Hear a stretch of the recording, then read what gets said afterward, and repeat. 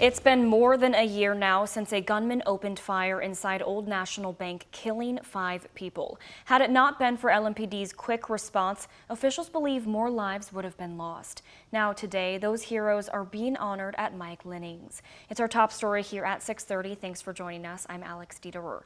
Officer Nick Wilt was one of the first officers on scene and was shot in the head. Since that time, Wilt has made remarkable recovery, and support for him and his family has been widespread across the area.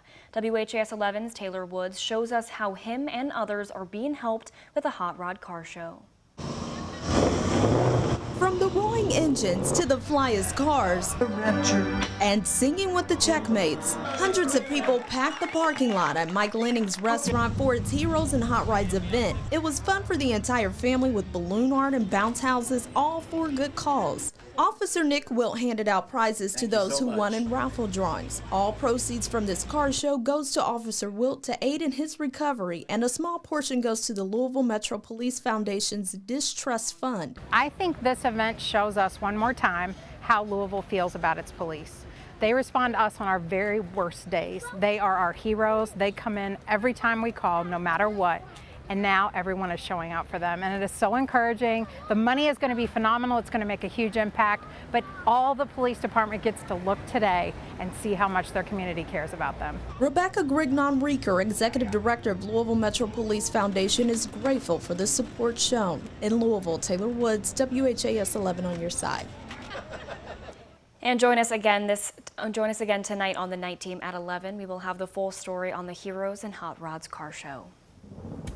Well, speaking of being outside to celebrate some cars today, Alden, it was another hot one, and I feel like this is just going to be the trend for now, all throughout summer. It is going to be the trend. Obviously, it does get hot in summertime, but we've had some pretty prolonged heat early on in our summer. But thankfully, we did see a little bit of rain today, and we actually have something to show you right now on Max HD radar. A couple of lightning bolts being detected up there in parts of northern Henry County, north of Newcastle, where you do have a decent downpour moving through your area. So you are very fortunate to get some of that rain right now, but it's currently 87 degrees. That's actually our high temperature today. We did not touch 90. However, it's still very humid out there because it feels like it's 94, feels like it's 95 out at Bowman Field, and not quite as bad in Madison, where the heat index is only 83 degrees, but definitely still very muggy. It's going to stay muggy overnight as the sky is clear, and temperatures will be just a touch cooler waking up tomorrow morning in the lower 70s. There is more rain in the forecast, rain that we really need.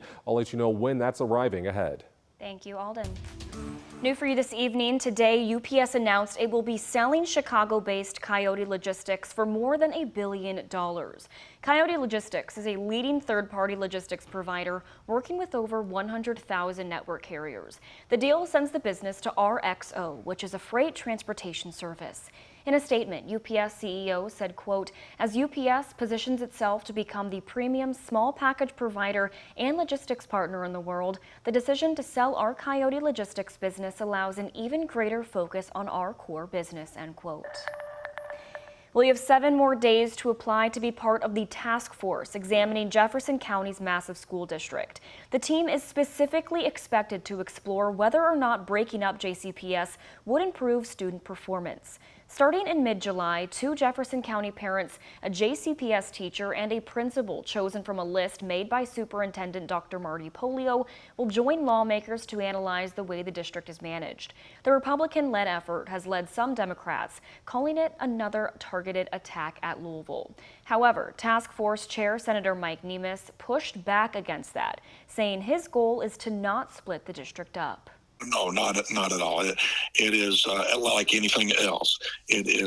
Could be a suggestion, and with the data for that and reasons for that or not would probably be in the report on why we should or should not be done. But as a goal, absolutely not. We have no specific goal except to make the schools better.